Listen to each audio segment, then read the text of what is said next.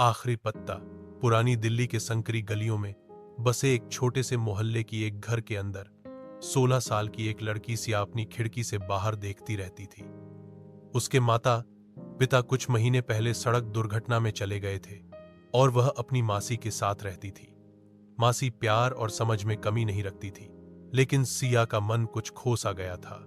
एक शरद की शाम थी जब सिया को खांसी का दौरा पड़ा। डॉक्टर ने जांच के बाद बताया कि उसे तपेदिक टीबी है। खबर ने सिया को आहत किया, लेकिन असली चोट उसके मन को लगी थी। वह अब जिंदगी से विचलित थी। वह हर सुबह और शाम अपनी खिड़की से सड़क के किनारे लगे पुराने पीपल के पेड़ को देखती, जिसका एक एक पत्ता धीरे धीरे झड़ रहा था। कमरे में पड़ी बेहद तेजी से बिगड़ रही उसकी सेहत ने उसकी हिम्मत को भी झंझोड़ रखा था। उसने किसी से कुछ कहना बंद कर दिया, ना खिलखिलाती ना मुस्कुराती, सिर्फ उस पीपल के पेड़ के पत्तों की गिनती करती, कहती, जो आखिरी पत्ता गिर जाए वो दिन मेरे साथ खत्म हो जाएगा। मोहल्ले में एक बुजुर्ग चित्रकार शर्मा जी रहते थे। वह बड़ी मासूमियत से सिया को घूरा करते उसके कमरे की खिड़की, सिया की पीड़ा और पीपल का पीड़ा, लेकिन बोलते कभी नहीं। बस अपनी पुरानी टोपी और टूटी चश्मे के साथ सूनेपन में देखते। एक रात कड़कड़ाती हवाओं में तेज आंधी चली। सिया बिस्तर पर लेटी और खिड़की के पास गिरते पत्तों को निहारती रह गई। सुबह हुई, उसने देखा कि मेरा पीपल का एक भी पत्ता नहीं बचा।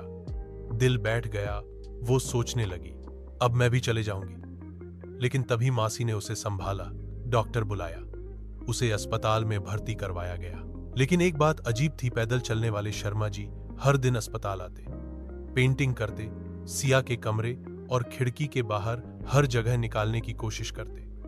डॉक्टर और मासी परेशान थे। एक दिन जब सिया ने थोड़ी हिम्मत कर चुपके से खिड़की खोली, उसने देखा पीपल के पेड़ पर आखिरी पत्ता तना हुआ था, बिल्कुल हरा भरा। उसकी जान में जान आई।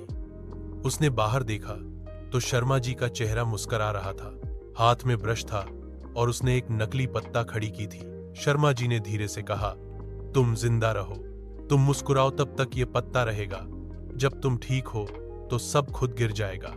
सिया की आंखों में आंसू थे, खुशियों के, राहत के।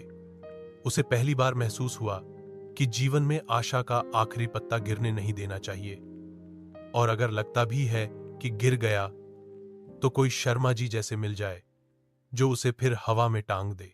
सिया के इलाज में धीरे धीरे सुधार आने लगा।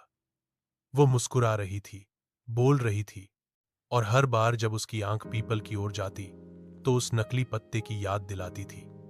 मोहल्ले वाले कहने लगे, समय की तेज आंधी हो सकती है, पर अगर दिमाग और दिल मजबूत हो तो एक पेंटर पूरा पेड़ उबार दे सकता है। आखिर कहानी यही है, जिंदगी की आशा को किसी सच्चे सहारे का इंतजार होता है। एक आखिरी पत्ता अब बस एक प्रतीक बन गया था, जो सिया को जिंदा रखते हुए मुस्कुराता रहा।